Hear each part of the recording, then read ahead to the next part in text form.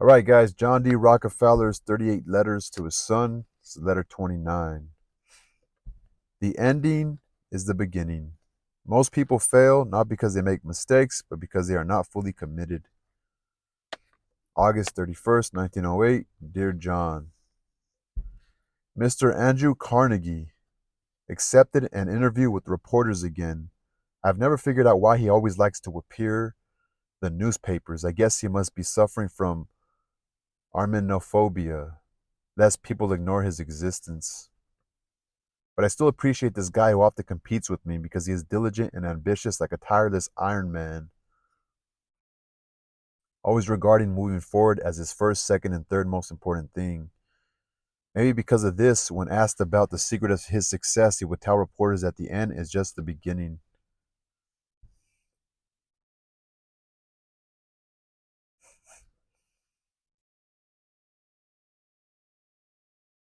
It is unbelievable how can this blacksmith say such brilliant words. I believe that this short sentence, which consists of only 3 words, will soon be broadcasted far away, and Mr. Carnegie will hold the title of a business philosopher.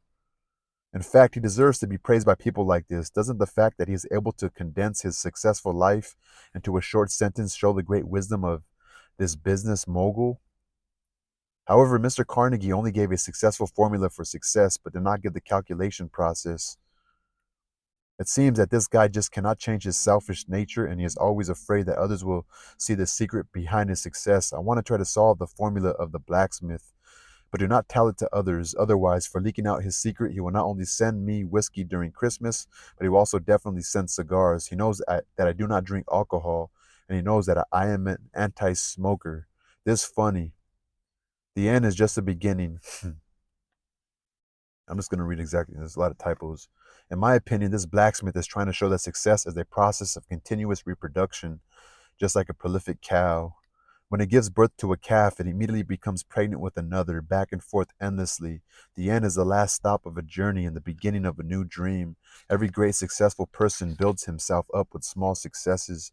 They celebrate the realization of their dreams with the ending and at the same time mark the beginning of their new dreams.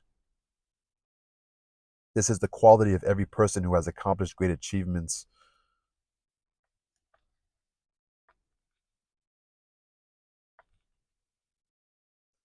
But how do we start a new dream? Mr. Carnegie had forgotten to talk about it, and this is precisely the key in determining whether we can expect a smooth journey to the last stop. And it is also the key to starting the next new dream. In fact, the answer is very simple. That is, from the beginning, you have to do everything possible in order to get an advantage. My experience tells me that there are 3 strategies that give me an advantage. The first strategy: make up your mind from the beginning and pay attention to the competition and the resources of competitors.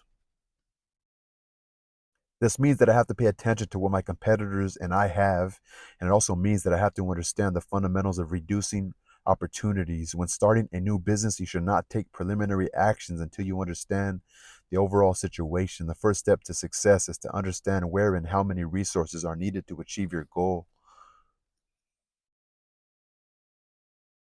From the very beginning, I tried to predict what opportunities would appear, and when it appeared, I would pounce on it like a lion. And I also knew that it is better to be a good enemy. Many people always like to pursue the best things that comes up and give up the good things. This is not a smart strategy because good always beats bad. The reality is that ideal opportunities rarely come to the door, but there are often many unsatisfactory ones. However, although good opportunities have shortcomings, they are definitely far better than no opportunities at all. The second strategy: research and review the opponent's situation, and then make good use of this knowledge to form your advantages. Understanding the strengths, weaknesses, style of doing things, and personality traits of my opponents always gives me an advantage in the competition. Of course, I also need to know who I am. I use this strategy to make Mr. Carnegie, the inventor of the end is just the beginning, concede defeat. Mr. Carnegie is a well-deserved steel magnet, and challenging him is like challenging death, but his weakness can help his opponent a lot. He is stubborn.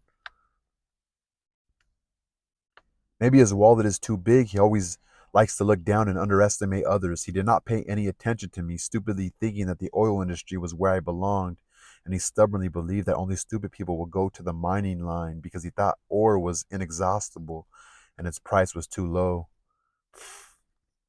Therefore, when I invested in the mining industry, he always ridiculed me, saying that I knew nothing about the steel industry and was the most failed investor in the United States.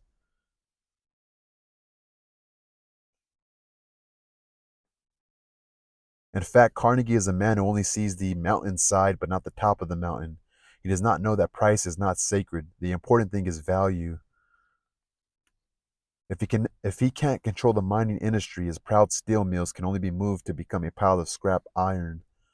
When others do not regard you as an opponent, it is when you earn the most capital for future competition. Therefore, from the beginning, I was confident that I will invest boldly and fully. Impulse is better than prudence. Hmm, interesting. Hmm.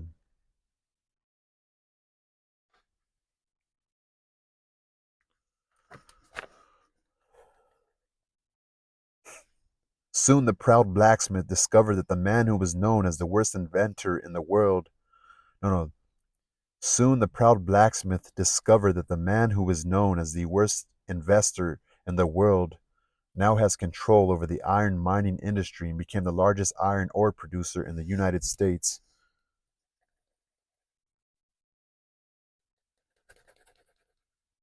Gaining a dominant position and wanting to fight with him, he cannot be at ease and begged to make peace. In a competition, the person who first discovers the opponent's weakness and strikes hard is often the winner. Often the winner. In a competition, the person who first discovers the opponent's weaknesses and strikes hard is often the winner. The third strategy,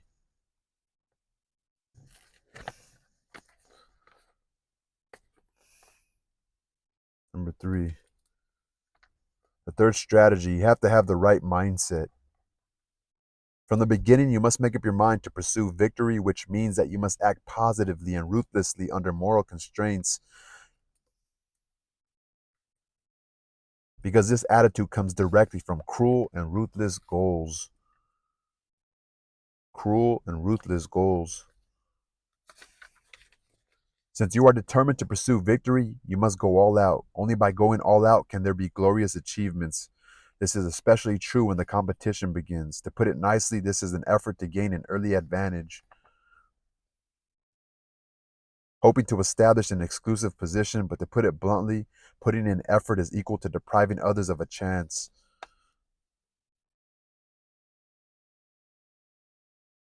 At the same time, we have to be positive and brave and have the courage to swallow whales. I believe that talented competitors are always born by the warriors. This is a time-honored law.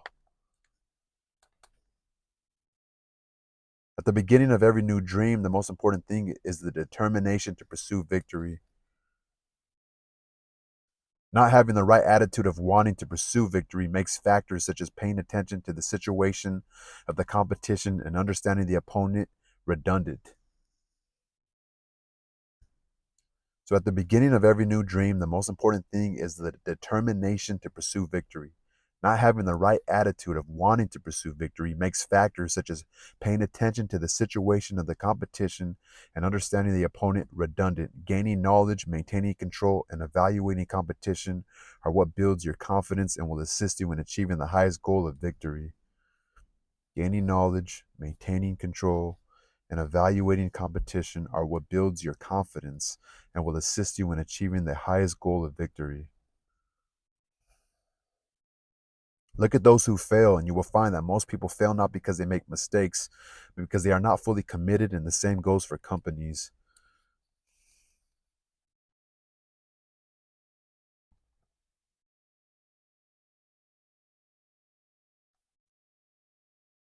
John, do not forget Mr. Carnegie's famous saying, the end is just the beginning, and of course, my three strategies.